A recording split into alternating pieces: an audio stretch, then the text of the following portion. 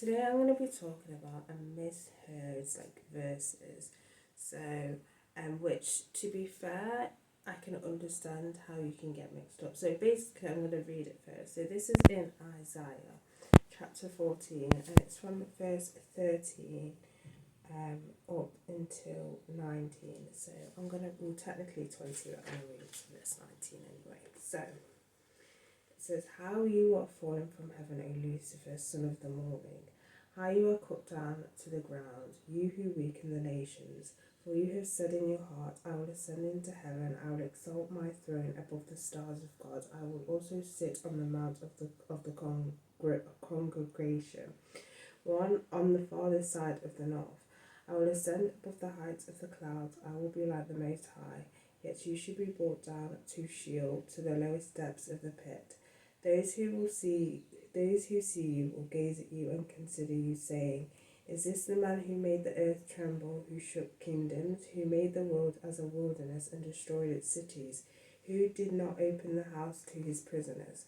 All the kings of the nations, all of them, sleep in glory, everyone in his own house. But you are cast out of your grave like an abominable branch, like the garment of those who are slain, thrust through the sword, who go down to the stones of the pit like a corpse trodden underfoot." So, you're probably wondering, you probably kind of guess where the mix-up happens.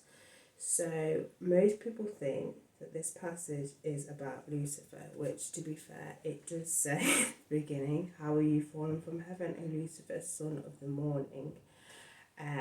So you kind of assume that they're talking about Lucifer, but they're actually not. So if you go back to chapter 13, Isaiah prophesies the fall of Babylon.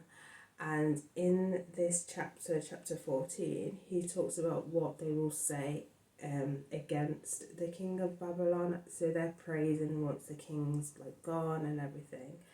And so this passage here is not directly about Lucifer. They're actually calling their king Lucifer. So they're comparing the king to Lucifer, which makes sense. So if you go up to the beginning of this thing that the people will say, how the oppressor has seized the gold. This is verse 14. How the oppressor has seized the golden city seed. The Lord has broken the staff of the wicked, the scepter of the rulers. He who struck the people in the wrath with continual stroke. He who ruled the nations in anger is persecuted and no one hindered. So if you get the kind of gist, they're talking about, the king. They're talking about the oppressors and everything. In Babylon. So it would be a little bit weird to then talk about Lucifer, which, okay, you can argue the whole thing kind of links up, but to them, their oppressor, yeah, technically it's Lucifer, but their oppressor at the time and what they're celebrating is, the king's demise of Babylon. And so they're actually using the king as a metaphor for Lucifer.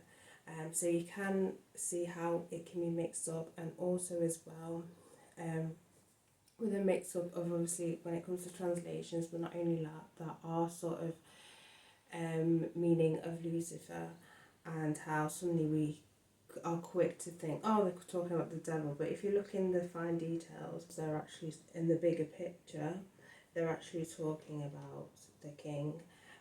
But that's why it's kind of important not to take things out of context. It's fine to not take things out of context. It's fine to take a verse and highlight it, but you've got to know where it's come from.